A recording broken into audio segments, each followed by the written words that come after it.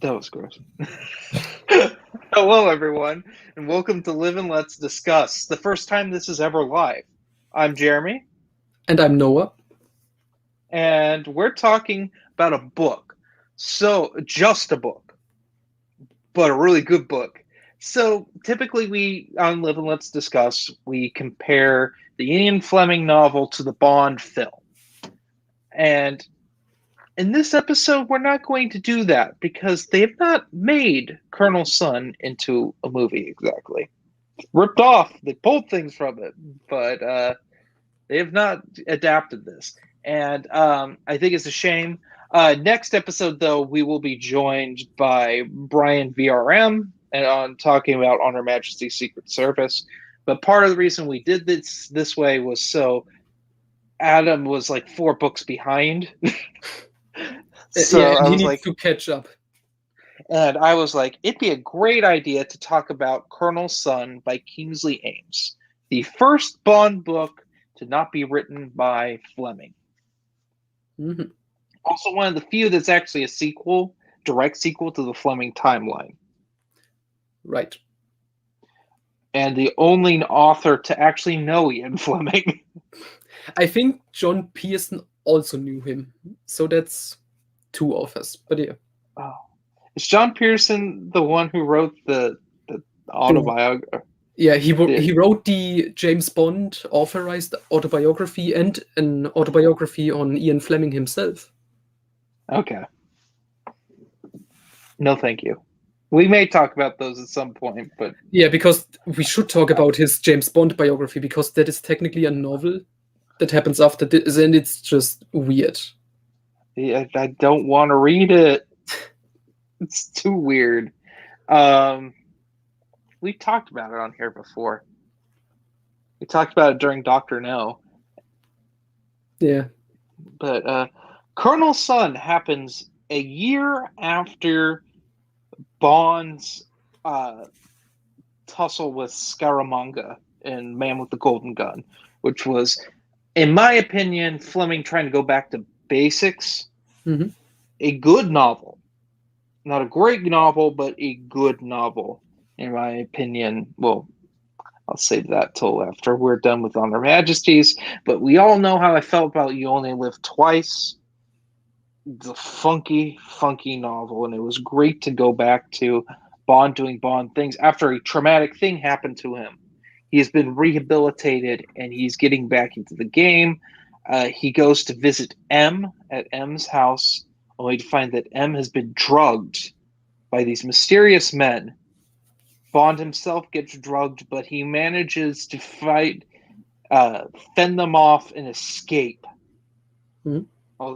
And the hunt begins to find M. M has been kidnapped by Colonel Sun, one of the greatest Bond villains, in my opinion, ever.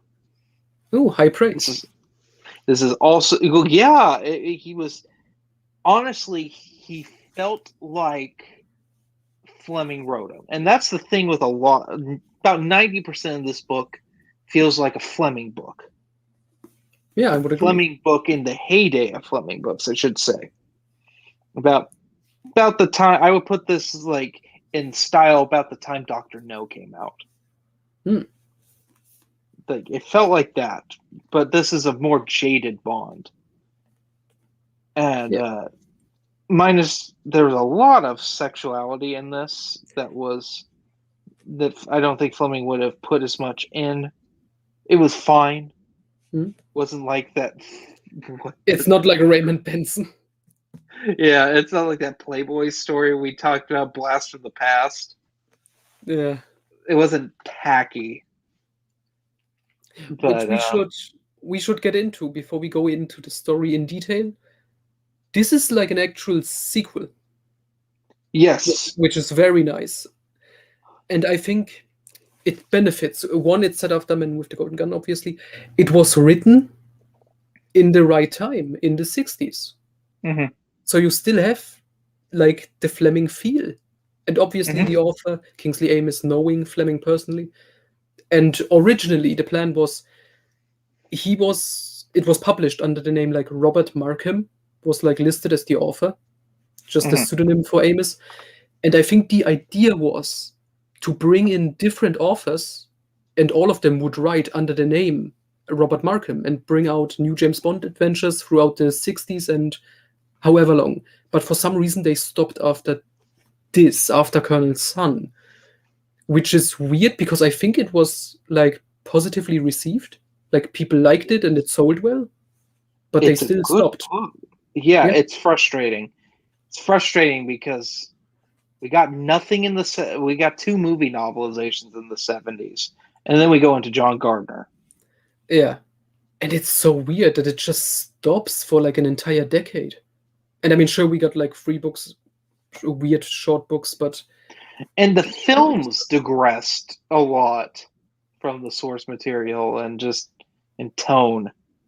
yeah. That's something I want to bring up is this is a dark book. Oh, yeah. It's there's fun moments, but it is dire. Bond's trying to get M. He gets this is probably some of the most heinous torture I think in a Bond book. Oh, yeah. Not since Casino Royale, I think. Had we seen something? Oh God. So we need to preface this by saying this is, in my opinion, with the exception, this is pretty much the only time the Chinese are the villains. People's Republic of China is the Yeah. antagonists in a Bond. Because they flirt with the idea a little bit in Tomorrow Never Dies, and I mean barely. Like we know, originally it was like much bigger plot. What was it? Forever and a Death? Yes, which we Which may we actually review.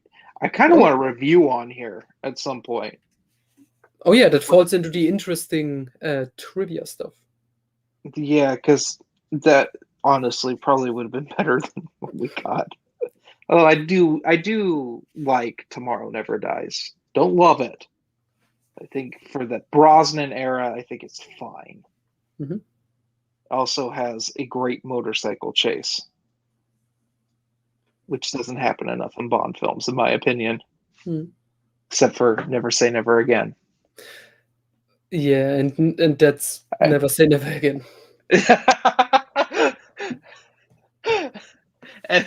Anyway, but there's Colonel Sun's weird. He has a weird obsession with the British because he liked torturing them. Oh yeah, and that leads It, like his. I mean, this is all spoilers anyway. His death at the end, when he's talking to Bond, it's really weird. mm-hmm. Like he wants Bond, like, man, I love you. Like I didn't want this, and then it's so weird, and then he blows himself up. Like he asks Bond for like forgiveness. Yeah. Well, his whole thing is he's good at his job, but he doesn't. It's so weird. He's such a peculiar character.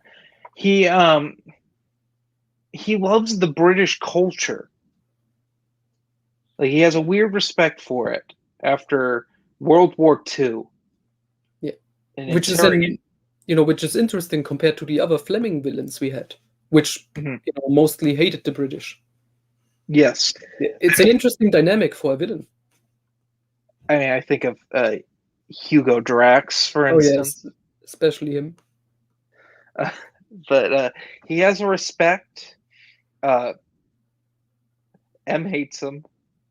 M says some of the most racist things. That was great.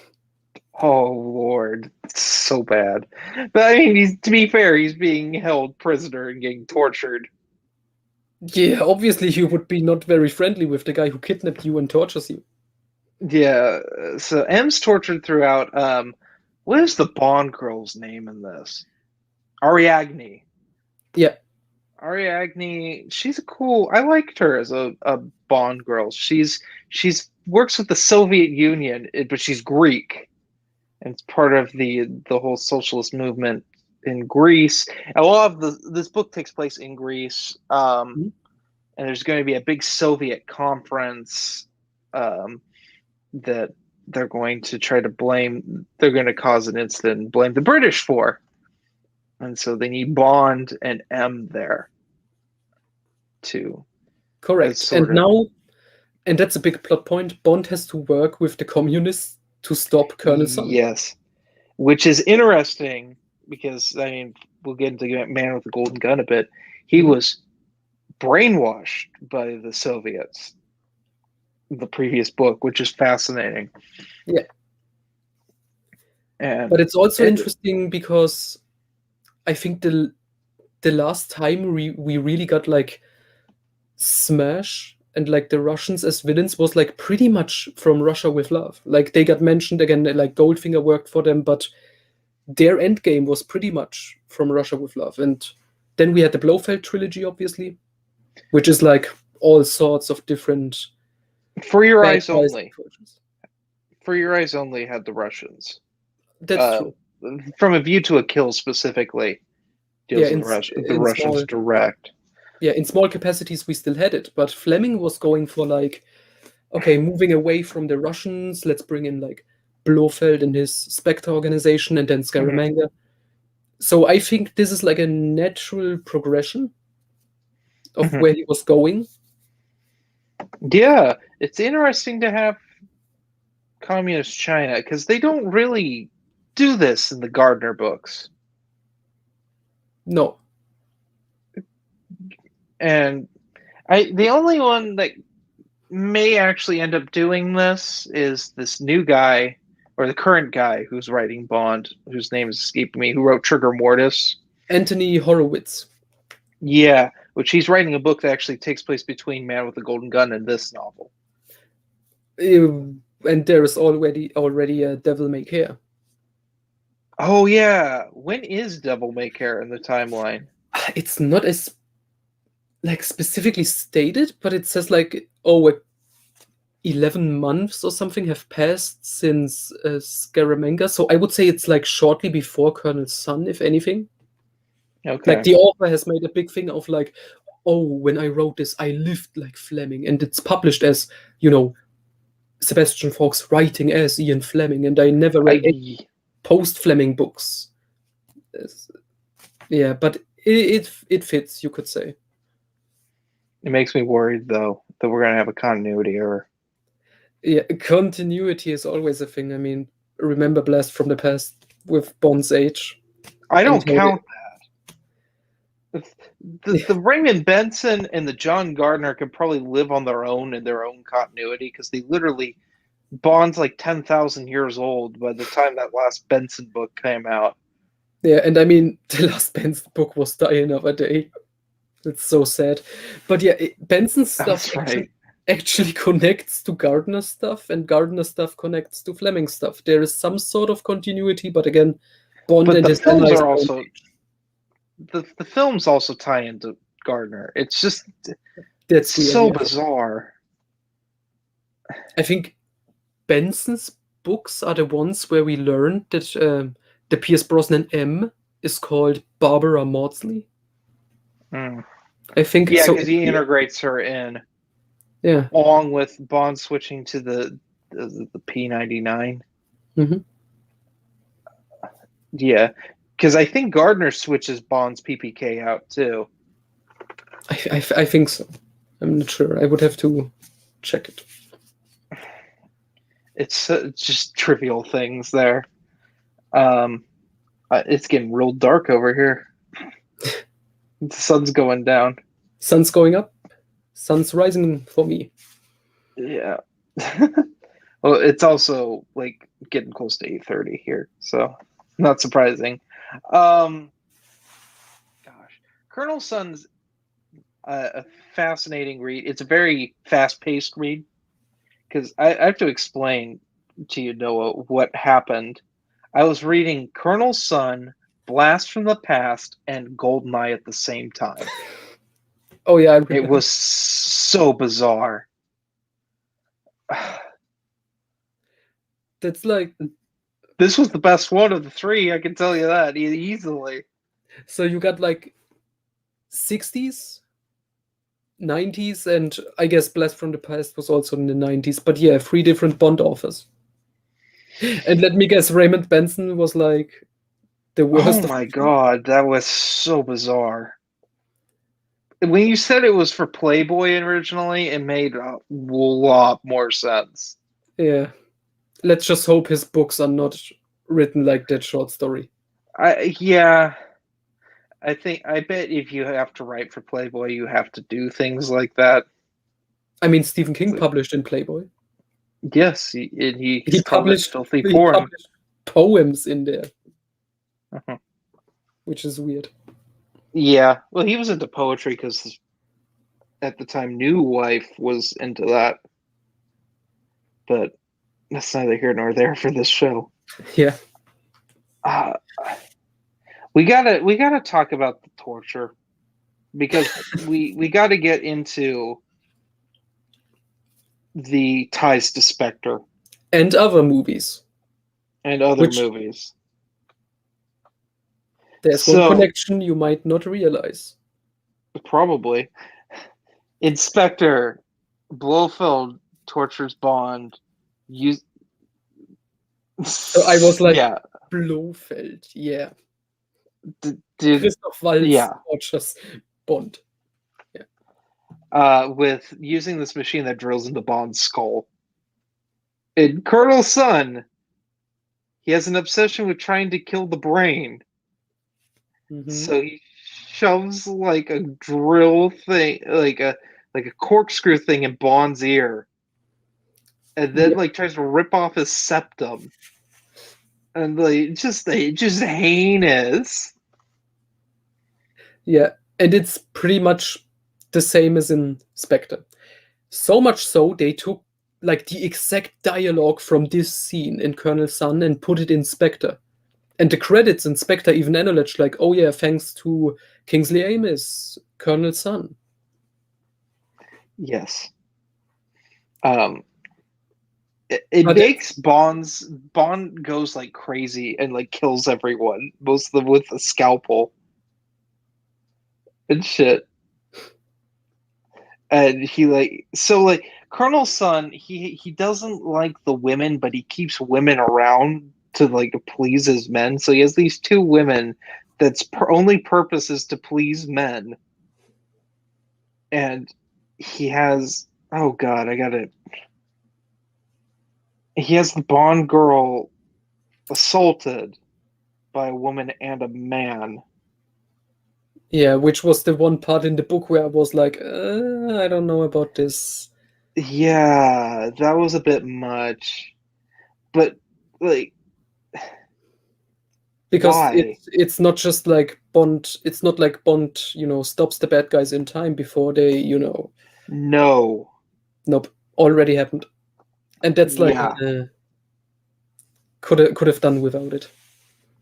Yeah, it was just weird. Um, but he stabs them like a bunch of times, and the dude still is alive. I'm thinking of the scene when Colonel Sun, we should mention, Bond thinks he's dead. Mhm. Like he stabs him, right? Colonel Sun, Yes. Bond stabs him. And then they think he's dead and they just let him, lie on the floor. And then Mhm. Bond goes up, tries to rescue the Bond girl. Mhm. Colonel Sun gets up again. Which, the way it's described in the book, like he runs amok, like he goes crazy and murders everyone who's still in there. Like there was this Mhm. other woman, this doctor, who Bond left behind down there, and he just slaughters them and then, goes upstairs. It's really brutal. Mhm. Yeah, it's a He's disturbing book at times. Yeah, and Colonel Sun in that scene, he's like almost described as like supernatural, how he just gets up again. It reminds me of like, Jaws and the other henchmen in the series when they are Yeah. like invincible. Yeah. Jaws, good lord. Jaws Only was the the best. Roger Moore era would have a character like that. Something had to be memorable in The Spy Who Loved Me. Hmm. And don't forget Moonraker, where he falls in love. We can, yeah. I like how Bond knows his name, but his name was never told to him. You ever notice that, Moonraker? Oh yeah, his name is Jaws. He kills people. Great line. It's a By the funny way, line, yeah. but how would Bond know his name? I mean, you can guess his name is Jaws. I mean, look at him. Which, by the way, in the book Spy Who Loved Me, we get Jaws' real name. Which I would say, but it's something Polish or something which I can't pronounce. It's like just a weird word salad. No. That's funny. I'll have to Yeah. look at it. It's going to be interesting. I thought you were going to name off one of the gangsters in the Spy Who Loved Me novel. Oh, you mean the one that kind of inspired Jaws and the other henchmen? Yeah. What was his name? There was Slugsy and Yeah. Horror. Slugsy and Horror were the bad guys in the Spy Who Loved Me book. So stupid. Stupid. Everyone was a villain in that book. The main character was a villain. Just having a terrible life. That's not her fault. Yeah, that's her fault. Everyone claims it's her fault. That's the whole point of that book. Oh, I flippin' hate that book so much. Be a fun discussion. I don't look forward to it. But yeah, that's pretty much Colonel's Son. No. No? We have to go into more no? connections with the movies. Oh, here we go. Here we go. Did you notice his name is Colonel Sun? Why does this sound familiar? Die Another Day. We got Colonel Moon, the bad guy who turns into Gustav Graves. Via diamond laser surgery. Yes, which was intentional because they wanted to call him Colonel Sun, but they couldn't get the rights or something, and they changed it to Colonel Moon.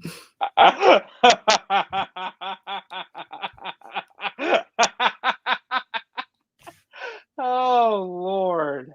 Which is like the funniest thing ever. Is that it? I think that's it. Is there any other connection? I mean, no, nothing more specific. I guess you have the point about Bond having to work with the enemy in like Spy Who Loved Me when he has to work with the Russians or something, but it's not specifically tied to this book. It's just a similar thing happening. Yeah. But yeah, Colonel Moon would be a great sequel to this book. No. Bring Kingsley Ames back if he's still alive. He's dead, sadly. Dang. He wrote a solid book. Yeah. Yeah. Let's talk about how Bond is now owned by Amazon. Oh boy, that's going to be interesting. Yeah. So are we ever going to get a theatrically released Bond film again? So from what I have heard, Eon Productions like still has creative control and everything. They should. And I mean, it's better than give it to Amazon. And oh yeah, I guess the one positive thing we can say, at least it wasn't bought by Disney. Yes, that would be fucking hell on earth. But Amazon, I would think they would allow them to make the movies like, theatrically and stuff, and then do something special on like Amazon Prime or whatever with it. Mm-hmm. They are definitely gonna milk it, but I think theatrical Bond movies are still gonna happen.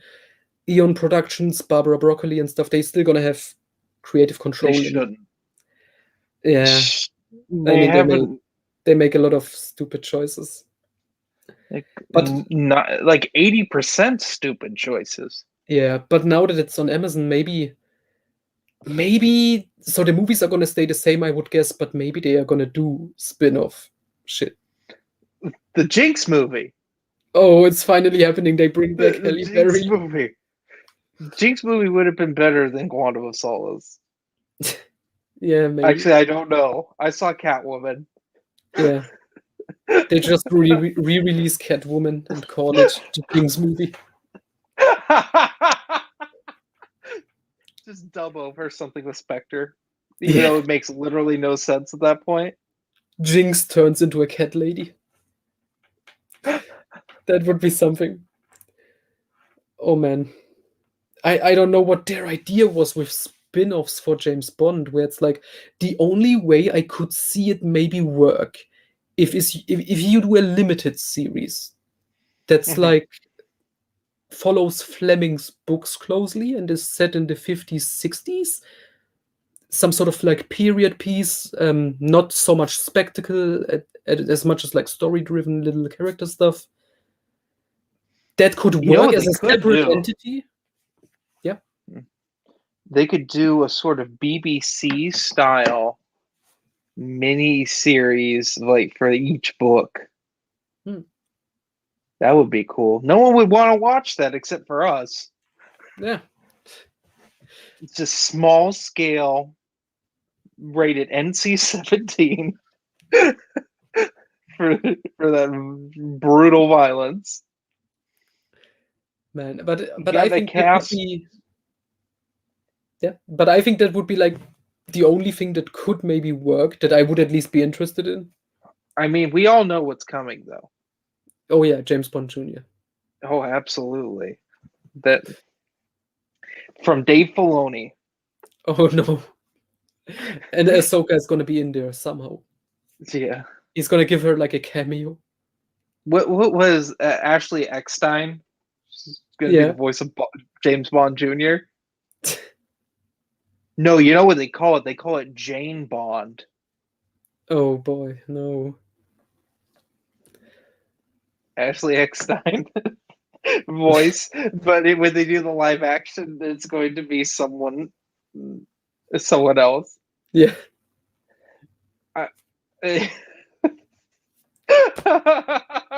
It's just that's stupid enough that it could be. Yeah. Oh man. What else could they do? I mean, you have one character, James Bond. That's kind of his. I know they wanted. They could do. They wanted like a. Oh, go on. Oh, were you about to say a Felix Leiter spin-off? Felix Leiter, Moneypenny. Which I want to say, I read the Felix Leiter comic from Dynamite, which was actually decent. It's Felix it's Felix and Tiger Tanaka from You Only Live Twice teaming up in Japan. It's actually pretty awesome to see them together, and Bond is only like in one scene as a cameo. It's pretty good. Something different, definitely. Did you read the Moneypenny one? I read it, and it's like, ugh. It's what you probably think that would be. Yeah, I know. I appreciate they based her off of the current Moneypenny. Yeah, that's something. Yeah, so that's I don't know. Those comics are violent for the sake of being violent. There's no substance to it. I remember the first issue. Bond beats a dude to death with a shovel. Yeah. And it's just like... first he beats him like almost to death. Then he tells him that's for 009 or whoever. I'm James Bond 007. Then he shoots him right in the head. Yeah. And then the next page is like his head like splattered over the ground. And it goes like, Ian Fleming's James Bond in this story. Imagine Hammerhead, like I think was what it was. Varg. I don't remember. And it's like, imagine that is like the opening to an actual Bond movie. It was Warren Ellis, and Warren Ellis does what Warren Ellis wants to do, and he runs Heavy Metal magazine, so he just makes gross things periodically. I don't know. Like all the panel that sticks out in my head is Bond hits his hand with the shovel and his fingers come off, and I'm like, that's so over the. I think I was laughing because it's so absurd. Yeah, it's It's crazy. the anti Roger Moore. Yeah, that's basically Dalton. It's Craig if it was rated R. You know they want to make an R-rated Craig film. Really? Oh, I can imagine that they wanted Skyfall to be R. I remember License to Kill was almost R-rated. They had to cut it down. Yes. That's like the closest we ever got. Yeah. Oof. Can you imagine? I mean, it's already really violent as it is. Oh yeah, it is for the 80s. That's borderline R. There's all sorts of blood and stuff in it too. If it had been made in the 90s, it would have been R. Mm-hmm. But yeah. So can we talk quickly again about the third Anthony Horowitz book? Yeah. Just something Does it that have a title? Let me check, but I don't think so. It was just announced. I think it's coming out next year. Mm-hmm. I think. Anthony Horowitz, let me check. So it's going to be his third book. Let's talk about his first two quick. He started we talked about Trigger Mortis on here, which was his first, which is the pseudo sequel to Goldfinger. Correct. That was his first one. A little rough. And then you've also read Forever and a Day, which is the prequel to Casino Royale. Yeah, and it's pretty decent. Mm-hmm. Okay, let me check it. Nope. Coming May 2022. Okay. And the story synopsis just says that an old enemy of Bond will return in this story, and it's set immediately after Man with the Golden Gun. So presumably way before Colonel Sun, which obviously is a year later. And before Devil May Care. Yes. So the continuity, if you want to call it that, could still work. Yeah, and I have my theory who this villain might be. Yeah, I think we're in agreement. Yeah, it would make sense. Should we spoil it? It's a little Man with the Golden Gun spoiler. Yeah, because between You Only Live Twice and Man with the Golden Gun, Bond goes to Russia. He gets brainwashed by a guy who's just called Boris. I don't remember his rank, his military rank. Mm-hmm. If it was like a general or a colonel or something. Anyway, and Boris brainwashes Bond, sends him back to London to kill M. Mm-hmm. And this might be Horowitz now doing like a revenge story, Bond going up against this Russian who brainwashed him, tried to get him to kill him. That could be the thing. That could be interesting. I guess we will have to wait and see what happens. Yeah, interesting. And then obviously in terms of Bond news, we got this video game coming out. Oh, I didn't know that was happening. Oh yeah. What's it called? IO Interactive or something?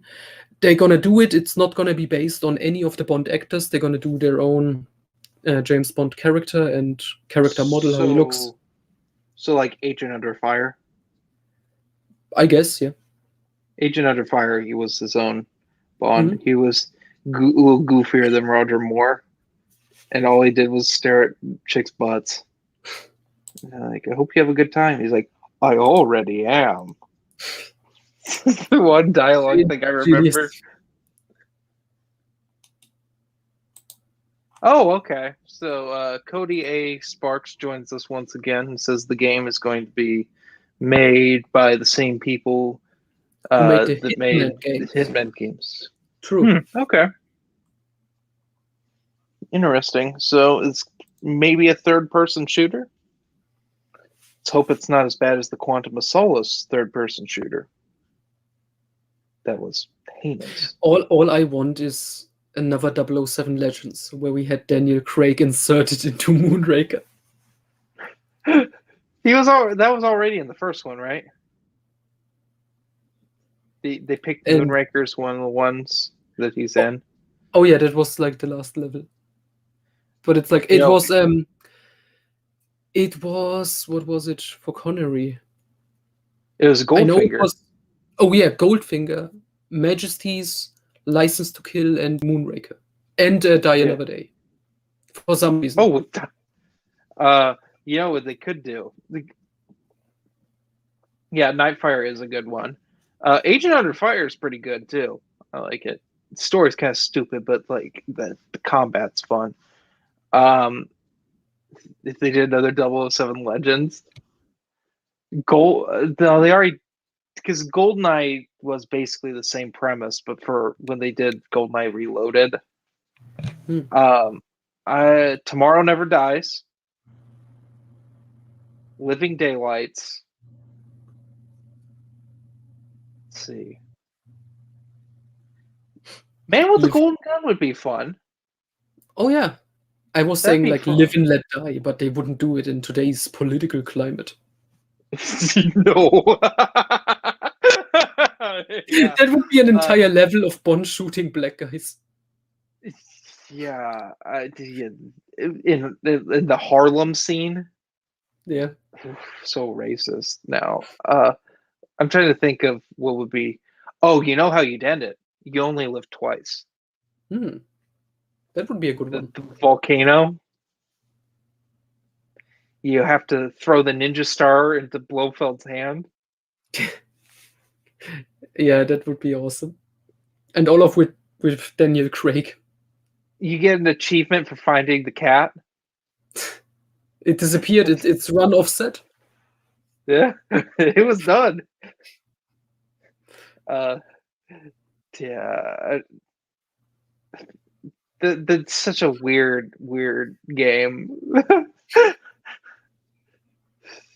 because they wanted to distance themselves from the Bond franchise, and then they kind of didn't.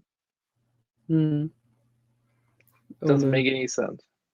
But anyway, do we have anything else? Let me think. I think with Colonel Sun, we have pretty much finished. Hmm? Is there any more Bond talk? Oh, I read Devil May Care, obviously. I guess. Oh, I that's can right. Yeah, let's talk about how Sebastian was his name. Sebastian Fox. Fox became an alcoholic and smoked like a chimney. Yes, because he talks about like, oh, he lived like Fleming for a few months when he read was also a horrible misogynist and a racist for a few months. How draining. Yeah, and he read all of the Fleming books in order, and he said, after I finished Man with the Golden Gun, I immediately sat down and wrote my own in the style of Fleming. Which he did, and I think Devil May Care is decent.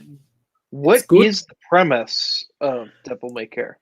The premise is Bond is going up against I guess drug lord would be the name, called Gorner, I think his name is. His plan is like to initiate a war because he hates the British people. He has like, they call it like a monkey's paw. Like his one hand is like terribly like formed, and it is like it's all hairy, like a disfigured, and like it's hairy like a monkey's paw. And he always wears like a white glove over it. It's weird. Good lord. Yeah, and the Bond girl, it's like a twist at the end, who she really is. Don't spoil it. Yeah, I'm not spoiling it. Which I found to be, yeah, okay. Not too bad. Not much to say. I think it was a pretty standard Bond adventure. It takes place in Iran, mostly. Oh, yeah. Interesting.